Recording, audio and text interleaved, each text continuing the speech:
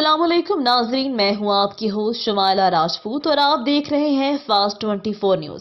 खबर शामिल करते हैं हमारे रिपोर्टर पंजाब पीर मोहम्मद फुकराज अब्बासी की रिपोर्ट के मुताबिक बताया जाता है कि साफी कौम इत्तेहाद ऑर्गेनाइजेशन रजिस्टर्ड पाकिस्तान बेहतरीन कारकर्दगी पर पगड़ियां पहनाने की पुरवकार तकरीब बानी हाजी शरफुद्दीन साफी की सरबराही में जिला पेशावर की सतह पर तंजीम में बेहतरीन कारकर्दगी दिखाने वालों को साफी कौम की रिवायात के मुताबिक रिवायती पगड़ियां पहनाने की पुरवकार तकरीब मरकजी दफ्तर में मुनाकिद हुई।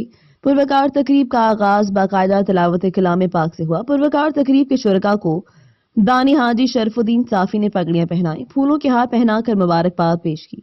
बानी हाजी शरफुद्दीन साफी ने अपने मुख्तसर ख्यालात का इजहार करते हुए कहा, पगड़ियां पहनाने का मकसद उनकी हौसला अफजाई करना है और उनसे उम्मीद जाहिर करते हैं कि पहले से भी बेहतर अंदाज में अपने मुल्क को कौम का नाम रोशन करने में अपना किरदार अदा करते रहेंगे। इस मौका पर तंजीम के दीगर ओहदेदारान, सीनियर रहनुमाओं, सरगर्म कारकुनान समेत कसीर तादाद में साफी हजरात ने भरपूर शिरकत की।